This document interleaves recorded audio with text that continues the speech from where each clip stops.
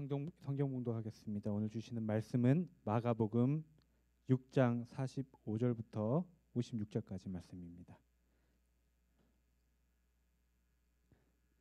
신약 성경 제가 가진 성경책은 64쪽입니다.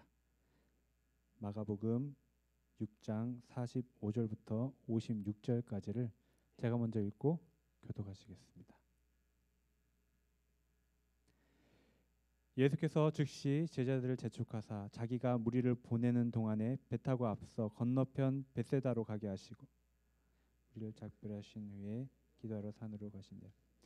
저물매 배는 바다 가운데 있고 예수께서는 홀로 무태에 계시다가 바람이 거스름으로 제자들이 힘겹게 노젓는 것을 보시고 밤 사경쯤에 바다 위로 걸어서 그들에게 오사 지나가려고 하시매 제자들이 그가 바다 위로 걸어오심을 보고 유령인가 하여 소리 지르니 그들이 다 예수를 보고 놀라미르라. 이에 예수께서 곧 그들에게 말씀하여 이르시되 안심하라 내니 두려워 말라 하시고 배에 올라 그들에게 가시니 바람이 그치는지라 제자들이 마음에 심히 놀라니 이는 그들이 그때 되시던 일을 깨닫지 못하고 두려워 그 마음이 둔하여졌음이라. 건너가 게레사렛 땅에 이르러 대고 배에서 내리니 사람들이 곧 예수신 줄 알고 그 온 지방으로 달려 돌아다니며 예수께서 어디 계시다는 말을 듣는 대로 병든 자를 침상째로 메고 나아오니 아무데나 예수께서 들어가시는 지방이나 도시나 마을에서 병자를 시장에 두고 예수께 그 옷가에라도 손을 대게 하시기를 간구하니 손을 대는 자는 다 성함을 얻으니라. 아멘. 이 시간 이요한 담임 목사님께서 마가복음 20번째 시간입니다. 내니 두려워하지 말라라는 제목으로 말씀 전해주시겠습니다.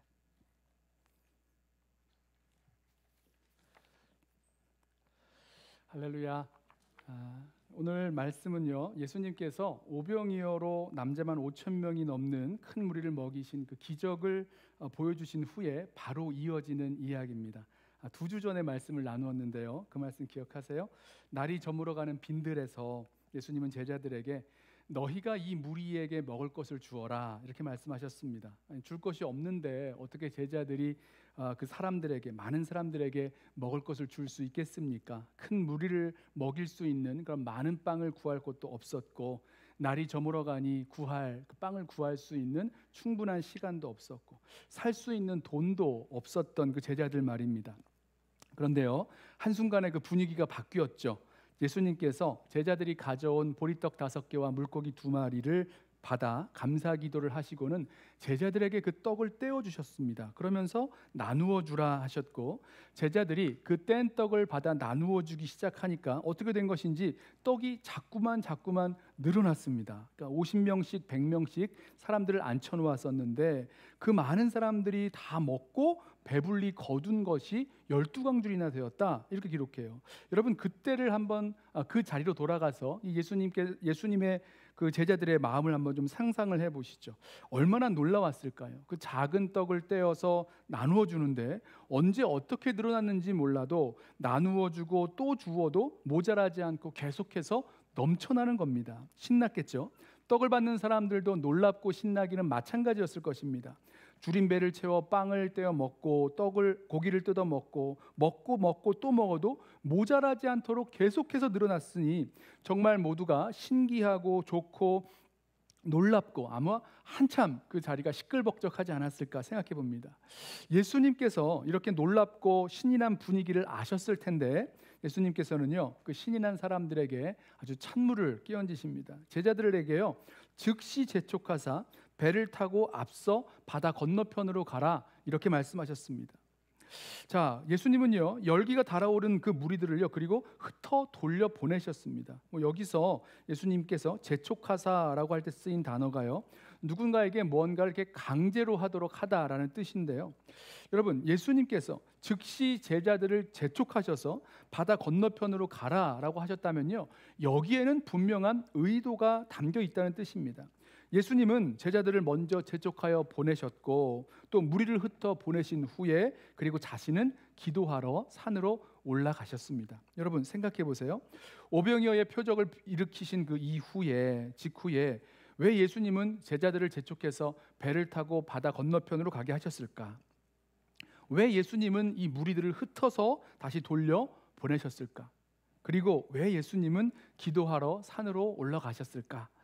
여러분 마가복음에는요 예수님의 이 의도를 직접적으로 알 수 있는 그런 설명이 없습니다만은 요한복음은요 그 단서를 하나 이렇게 이야기해 줍니다. 요한복음 6장 15절 말씀이에요. 이렇게 말씀해요. 그러므로 같은 그 오병이어에 이어지는 본문인데요. 그러므로 예수께서 그들이 와서 자기를 억지로 붙들어 임금으로 삼으려는 줄 아시고 다시 혼자 산으로 떠나 가시니라. 여러분 느껴지세요? 오병이어의 기적 이후에 예수님의 인기가 엄청나게 커졌습니다. 사람들이 몰려와서 예수님을 왕으로 세우려고 했던 거예요. 무리들의 이 달아오른 분위기 속에서 제자들도 이 분위기에 휩쓸려서 어쩌면 나도 한번 좀 높아질 수가 있고 그런 기대를 품고 헛된 영광을 구하기가 쉬웠을 것입니다. 그래서요 예수님이 제자들을 즉시 재촉하셔서 그 무리를 떠나 바다 건너편으로 가게 하신 거죠. 또 예수님은요 이 무리를 피하여 산으로 올라가 기도하셨습니다. 예수님은 이전에도 그러셨어요. 사람들이 예수님을 찾아서 몰려들어 올 때면 예수님은 그 자리를 거절하시고는 홀로 한적한 곳을 찾아가셔서 하나님께 기도하셨습니다. 그리고 기도 후에는 다시 맡겨주신 그 복음 사명을 붙들고 집중해 나아가셨죠. 제자들을 먼저 건너가게 하신 것도요 어떤 의미에서는 아버지께 기도하시려는 그런 목적이 있으셨던 것 같습니다. 저는요 이 모습에서 제자된 저와 여러분이 보고 따라야 할 믿음의 모범을 하나 찾아보려고 합니다. 오병이어의 기적 이후에 예수님을 왕으로 세우려는 무리들 가운데서 예수님께서는요 제자들이 이 분위기에 휩쓸리지 않도록 제자들을 즉시 재촉하여 건너편으로 가게 하셨다. 그렇다면요 저와 여러분에게도 때때로 그런 말씀을 하지 않으실까요? 우리가 한껏 높아지고 뜨거워지고 분위기에 휩쓸릴 수 있는 그런 자리에서 예수님께서는 우리에게도 즉시 재촉하여 그 자리를 떠나라 라고 하실 때가 있으실 거란 말입니다. 여러분 그러면요 우리는 그 말을 들을 때, 그 말씀을 들을 때 군말할 것 없이 뒤돌아보지 말고 이유를 찾지 말고 즉시 그 자리를 떠나가는 것입니다. 뭔가 다른 유익이 있을 거예요. 그리고 머물러야 할 다른 이유들도 찾을 수 있을 것입니다만은 여러분 그 자리는요 우리가 휩쓸려 버릴 수 있는 위험이 있는 자리이기 때문에 주님께서 즉시 재촉하여 떠나라 라고 말씀하신다라는 것입니다. 또 예수님께서 그 밤에 기도하는 자리를 찾아 나아가셨던 그 모습들도 기억하시기 바랍니다. 우리도 그 기도의 자리를 잃지 말아야 해요. 특별히 뭔가 일이 잘 되고 사람들에게 칭찬을 받고 명성과 높임을 얻고 계속해서 좋은 일들만 벌어지고 있을 때 우리는 쉽게 기도의 자리를 잃어버릴 수가 있습니다. 뭐 다 잘 되는데 무슨 기도할 거리가 뭐가 있어요? 이렇게 생각하기 쉽다는 거죠. 그런데 그럴 때일수록 뭔가 일이 잘 될수록 더욱 기도의 자리를 찾아야 합니다. 그래야만 쓸데없는 일에 우리의 인생을 낭비하지 않을 수 있는 그 능력이 바로 그 기도의 자리에서 생기게 되는 것이죠. 왜냐하면 주님께서 사명을 주시기 때문입니다. 자, 지금 주님께서 떠나라 하신 곳에서 분위기에 휩쓸려 머뭇거리면서 이런저런 이유를 대면서 혹시 우리들 가운데 떠나지 못하시는 분 아니 계십니까? 또 분위기에 휩쓸려 살다가 어느새 기도의 자리를 잃어버리신 분들은 아니 계십니까? 제자들에게 떠나야 할 자리가 있었다면 우리에게도 떠나야 할 자리가 있는 것입니다. 예수님께서 그 자리를 거절하시고 찾아가신 자리가 있었던 것처럼 우리에게도 거절하고 찾아가야 할 자리가 있다는 거예요. 여러분 기억하세요. 기도의 자리를 잃어버리지 마십시오. 떠나야 할 곳이라면 반드시 떠나십시오. 그리고 우리가 있어야 할 그 사명의 자리로 함께 나아가기를 원합니다. 자, 주님께서 먼저 가라, 먼저 건너가라 재촉하시는 그 말씀을 하셨을 때 그 말씀을 듣고 제자들이 배를 타고 갈릴리 그 건너편으로 건너갔죠. 배를 타고 건너갔죠. 그때는 이미 날이 저물었습니다. 그러니까 오병이어로 5,000명을 먹이실 때부터 이미 날이 저물어가고 있었으니 말입니다. 자, 어두워진 밤중에 제자들이 노를 저어 한참을 나아갔을 때 갑자기 거스르는 바람이 불기 시작했습니다. 이 거스르는 바람, 역풍이죠. 이 역풍이 얼마나 센지 제자들이 아무리 노를 저어도 배는 제대로 나아가질 못하는 겁니다. 바다 한가운데서 열심히 노를 젓는데 이 역풍에 밀려 이 제자리를 도는 건지 뒤로 흘러가는 건지 알 수 없을 정도로 계속 바람과 파도 속에서 또 어둠 속에서 쩔쩔매며 노를 젓고 있었다는 거예요. 시간이 얼마나 지나갔을까? 오늘 본문을 보면 밤 사경이 되었다 그러는데 밤 사경이면요 새벽 3시부터 6시까지 사이입니다. 그러니 결국은 밤새도록 이 바람과 파도 속에서 열심히 노를 저었는데 아무데도 나아가지 못하고 있는 거예요. 아주 기진맥진했겠죠. 노를 젓고 또 저어도 앞으로 나아가지 못하니 말입니다. 그런데 참 이상해요. 우리 지난번 마가복음 4장 말씀 기억하세요? 제자들이 예수님께서 주신 말씀을 따라서 바다 저편으로 건너가다가 큰 풍랑을 만나서 배가 가라앉게 되었었던 적이 있었습니다. 이번에도요 예수님 말씀에 순종해서 바다 건너편으로 지금 가려고 했는데 이번에는 역풍을 만났다라고 말씀하고 있어요. 사경이 되도록 새벽 3시가 넘도록 밤새도록 노를 저었는데도 배가 앞으로 나아가지를 않는 겁니다. 바다 가운데서 헤매고 있는 거죠. 기진맥진 아주 미칠 지경이었을 겁니다. 그렇다고 노를 안 저을 수도 없죠. 지금 역풍이 부는데 어디로 흘러갈지 알겠습니까? 노를 저어야 되는 거예요. 자, 이럴 때 어떻게 해야 됩니까?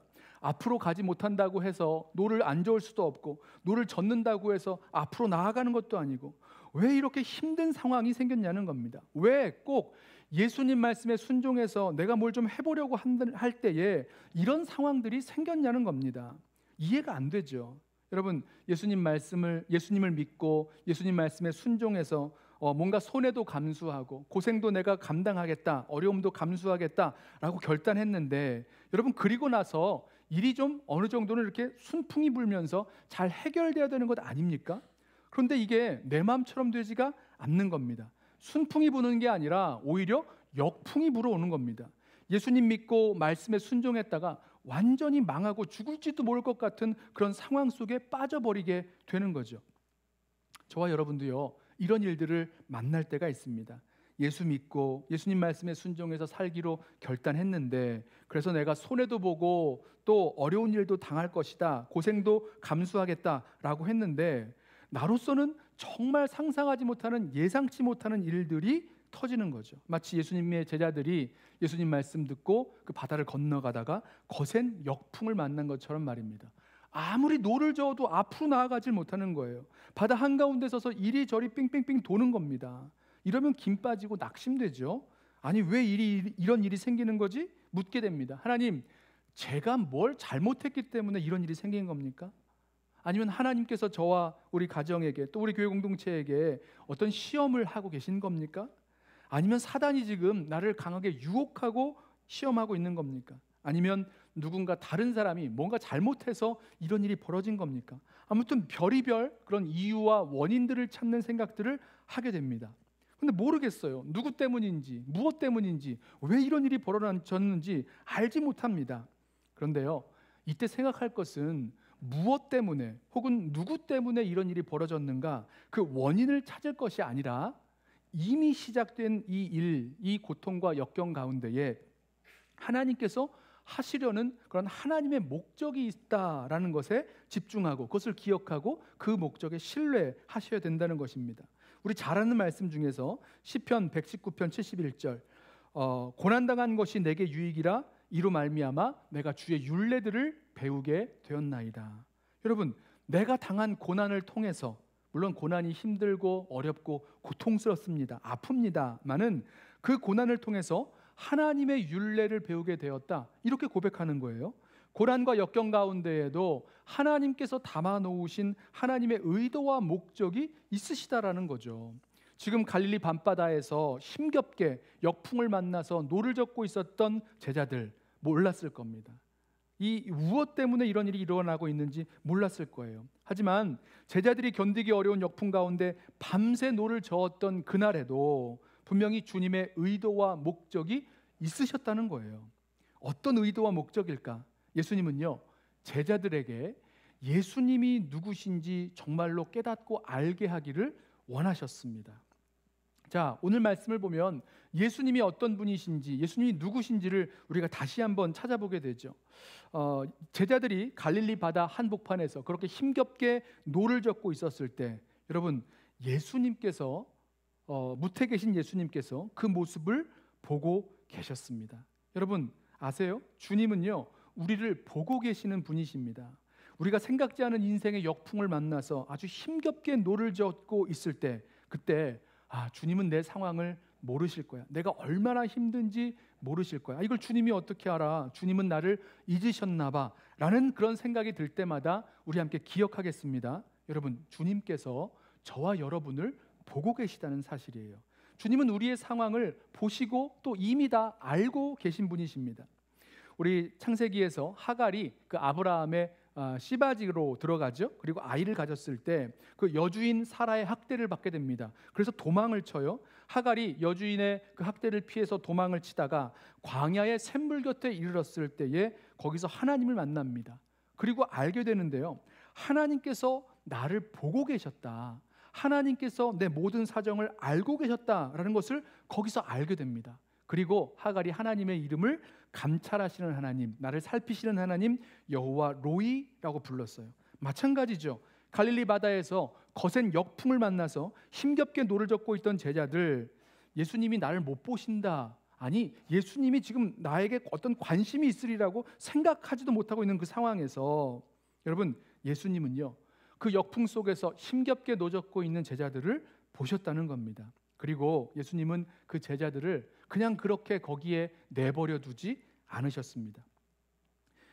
우리 이전에 지지난주 말씀이죠. 예수님께서 잠시 쉬려고 제자들과 함께 건너가셨다가 거기까지 빈들까지 따라온 무리들을 보시면서 목자 없는 양같이 불쌍히 여기셨다. 그래서 그들에게 하나님 나라 복음을 쉬지 아니하시고 하나님 나라 복음을 가르치시고 또 병자를 고쳐주시고 오병이어의 표적을 보여주셨던 말씀 나눴습니다. 마찬가지예요. 예수님께서 그 제자들의 힘겹게 노젓는 그 모습을 보시고 그 힘겨운 상황을 보시고 내버려 두지 않으셨어요. 내가 너희를 고아와 같이 버려두지 않으리라 말씀하셨던 것처럼 예수님은 이런 분이십니다. 이 제자들을 향해서 찾아오시는 분이죠. 제자들은요, 사실 이런 예수님을 이미 경험했습니다. 이미 알았어요. 그러나 경험하고도 모르는 겁니다. 어쩌면 나는 이 일에 해당되지 않는다고 생각했는지도 모르겠습니다. 자, 예수님께서 제자들을 버려두지 아니하시고 찾아오시는 예수님. 그런데 여기서요, 또 한 가지 예상치 못했던 일이 벌어집니다. 48절부터 말씀이에요. 바람이 거스름으로 제자들이 힘겹게 노젓는 것을 보시고 밤 사경쯤에 바다 위로 걸어서 그들에게 오사 지나가려고 하시매 제자들이 그가 바다 위로 걸어오심을 보고 유령인가 하여 소리를 지르니 그들이 다 예수를 보고 놀람이라. 예수님은요, 바다 위를 걸어서 그 역풍을 만나 고생하고 있는 제자들에게 가셨죠. 그때 어떻게 가셨냐면 바다 위를 걸어서 가셨습니다. 이게 놀랄 일이에요. 그런데 마가복음 본문을 보면요, 더 놀랄 일이 하나 더 있습니다. 예수님께서 이 제자들을 지나가려 하셨다, 이렇게 말씀합니다. 여러분 이상하지 않으세요? 힘겹게 고생하는 제자들을 보시고 예수님이 찾아오셨습니다. 물 위를 걸어오셨어요. 그런데 예수님이 지나가려 하셨다라고 말씀하십니다. 아니, 지나가시면 어떡해요? 고생하는 그 제자들을 보시고 오셔서 도와주시고 구원해 주시고 살려주시고 구원해 주셨다, 이렇게 해야 말이 되는데 예수님께서 지나가려 하셨다, 이렇게 말씀하고 있습니다. 여기에 의미가 담겨 있어요. 여러분, 구약 성경에서요, 하나님께서 자신을 사람들에게 직접 나타나실 때, 직접 나타내 보이실 때 지나가심으로 나타내 보여주셨습니다. 예를 들면 모세가 하나님께 주여 하나님의 영광을 보여주옵소서, 내게 보여달라고 그렇게 하였을 때 하나님께서요, 내가 내 앞으로, 모세 앞으로 지나가겠다, 이렇게 말씀하십니다. 출애굽기 33장 말씀이에요. 여호와께서 이르시되 내가 내 모든 선한 것을 내 앞으로 지나가게 하고 라고 말씀합니다. 여호와의 이름을 내 앞에 선포하리라. 나는 은혜 베풀 자에게 은혜를 베풀고 긍휼히 여길 자에게 긍휼을 베푸느니라. 20절 또 이르시되 내가 내 얼굴을 보지 못하리니 나를 보고 살 자가 없음이니라. 여호와께서 또 이르시기를 보라 내 곁에 한 장소가 있으니 너는 그 반석 위에 서라. 내 영광이 지나갈 때에 내가 너를 반석 틈에 두고 내가 지나도록 내 손을 덮었다가 손을 거두리니 내가 내 등을 볼 것이요 얼굴은 보지 못하리라. 여러분 보세요. 하나님께서 모세에게 자신의 영광을 보여주시면서 내가 지나가겠다 이렇게 말씀을 표현하십니다. 엘리야에게도 같은 말씀을 하세요. 열왕기상 19장 11절 말씀입니다. 여호와께서 이르시되 너는 나가서 여호와 앞에서 산에 서라 하시더니 여호와께서 지나가시는데. 여러분 성경은요 하나님이 자신을 나타내시고 그 영광을 보이실 때마다 하나님의 지나가심으로 나타내셨다라고 말씀하고 있습니다. 지금 마가복음에서 예수님께서 이 제자들을 찾아오셨는데 지나가려 하셨다라고 하는 이 표현은요 그 헬라어로 이제 구약 성경이 번역된 헬라어로 같은 단어를 사용하고 있습니다. 예수님은요 지금 제자들을 찾아 바다 위를 걸어오셔서 지나가심으로 지금 자신이 누구신지를 제자들에게 보여주고 계시는 거예요. 누구십니까? 바로 이분이 하나님이시라는 것입니다. 제자들이 그동안 그 말씀을 듣고 순종했던 그분 예수님은요 단순히 위대한 선지자거나 놀라운 기적을 베푸시는 그런 분이 아니시라는 거예요. 예수님은 자신이 하나님의 아들이요 또 약속하신 메시아이신 것을 지금 말씀하고 계시는 것입니다.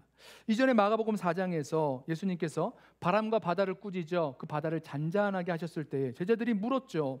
그가 누구이기에 바람과 바다도 순종하는가 물었습니다. 이번에는요 제자들에게 바다 위를 걸어가셔서 지나가시는 예수님을 보게 하심으로 예수님은 자신이 하나님이시요 바람과 바다를 잔잔케 하시는 그 천하 만물을 다스리시는 하나님이심을 깨달아 알기를 원하셨다는 거예요. 그런데요 제자들이 이 예수님을 보고 알지 못합니다.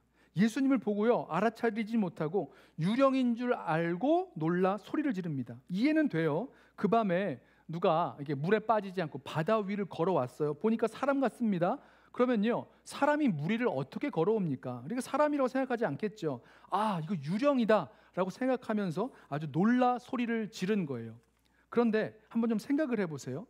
예수님께서 그 밤에 물 위를 걸어서 제자들에게 오셨는데 그리고 지나가려 하셨는데 제자들이 예수님을 보았습니다. 그러면요 아주 멀리서 본 것은 아니에요. 상당히 가까운 거리에서 보게 되었다는 겁니다. 여러분 그러면 이 정도 가까웠으면 예수님이시구나라고 예수님을 알아볼 수는 없었을까요?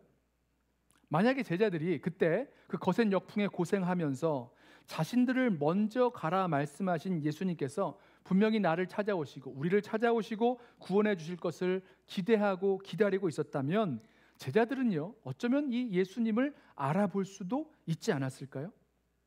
저는요 제자들이 예수님이 오시리라고는 전혀 예상하지 못하고 있었기 때문에 예수님이 오셨는데도 예수님이 가깝게 오셨는데도 알아보지 못한 채 유령이다 라고 외친 것 같습니다. 여러분 저와 여러분도 마찬가지예요. 알 수 없는 인생의 역풍을 만납니다. 아무리 노력을 해도 나아가지 못하는 그런 힘겨운 역풍, 힘겨운 풍랑을 만났을 때 여러분 예수님은요 저와 여러분을 내버려 두지 않으시는 분이십니다. 그리고 오셔서 구원해 주시는 분이세요. 그리고 그 주님을 그 예수님을 기대하며 기다리고 있을 때 바로 그때에 우리가 그 역풍을 이길 수 있고 또 그래야지만 예수님이신 줄 알 수 있다라는 사실이에요. 예수님은 자신을 보고 놀란 그 제자들을 안심시켜 주시죠. 50절 말씀에 그들이 다 예수를 보고 놀람이라 이에 예수께서 곧 그들에게 말씀하여 이르시되 안심하라 내니 두려워하지 말라 하시고. 자 예수님께서 제자들을 안심시키시면서 내니 두려워하지 말라 하셨을 때 여기 내니라는 말, 에고 에이미라는 말인데요. 이 역시 하나님께서 자신이 누구인지를 보여주실 때 나타내실 때 쓰신 말입니다. 출애굽기 3장에서 모세가 하나님께 묻죠. 하나님께서 저를 애굽에 보내셔서 이스라엘 민족을 이끌어 나오게 하신다고 하시는데 그때 사람들이 저에게 너를 보낸 하나님이 대체 누구냐라고 그 이름을 물으면 뭐라고 대답해야 됩니까? 이렇게 하나님께 물어요. 그때 하나님 대답하시죠. 하나님께서는 자기의 이름을 밝히시면서 나는 스스로 있는 자니라. I am who I am 이라고 말씀하셨습니다. I am who I am. 오늘 본문에서 예수님께서 내니, 우리는 두 글자로 번역됐는데요. 예수님께서 내니라고 하셨을 때의 이 말씀이 에고 에이미, I am who I am 똑같은 단어입니다. 에고 에이미라는 이 말은요, 예수님께서 자신이 하나님이심을 드러내주고 있는 그런 표현이 되는 거죠.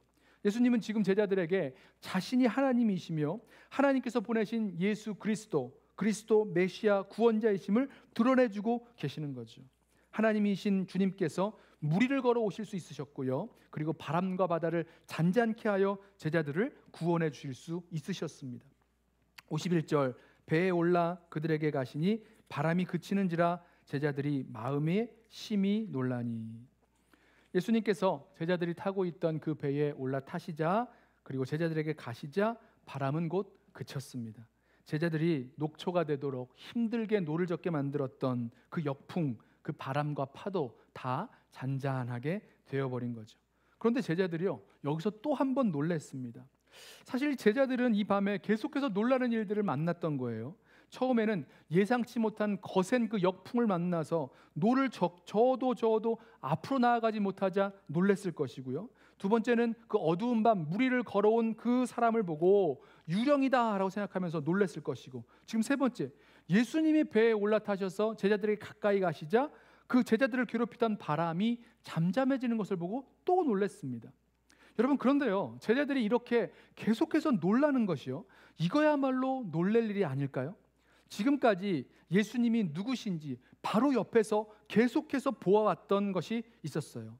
바람과 바다를 꾸짖어서 잔잔케 하셨던 예수님, 오병이어로 5천이 넘는 사람들을 먹이셨던 예수님, 지금 바다 위를 걸어서 제자들을 찾아오신 그 예수님이십니다. 그런데 지금 이 예수님께서 오셨을 때에 불어오던 역풍이 멈추고 파도가 잠잠해지는 것을 보니까 또 놀랄 일이 될 겁니까?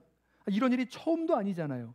마가는요, 이렇게 제자들이 심히 놀랄 이유가 없었고 그 심히 놀랬던 그 이유는 무엇인지 이렇게 설명합니다. 52절, 이는 그들이 그 떡 되시던 일을 깨닫지 못하고 도리어 그 마음이 둔하여졌음이로라. 여러분, 이 놀라운 오병이어 표적을 통해서 제자들은 예수님이 누구신지 분명히 깨달아 알 수 있었을 거예요. 만약 정말 예수님을 깨달아 알았다면 어두운 밤 그 바닷 가운데 역풍을 만나 고생하고 노졌다가도 목자 없는 양 같은 우리를 불쌍히 여기시고 내버려 두지 않으시는 예수님께서 찾아오시리라 기대할 수 있지 않았을까요? 바람과 바다를 꾸짖어 잔잔케 하시고 오병이어로 그 수많은 무리를 먹이시고 무리를 걸으신 예수님께서 우리와 함께 하실 때에 그때처럼 이 바람 또한 멈추게 하실 것이라는 것 기대할 수 있지 않을까요? 그랬다면 그리 놀랄 일은 아니었을 거라는 것입니다. 여러분, 만약에 예수님이 누구신지 제자들이 정말로 알고 믿고 기다리고 기대하고 있었다면 바다 위를 걸어오신 예수님께서 안심하니 내니 두려워 말라라고 말씀하셨을 때 아마 이렇게 생각했을 것입니다.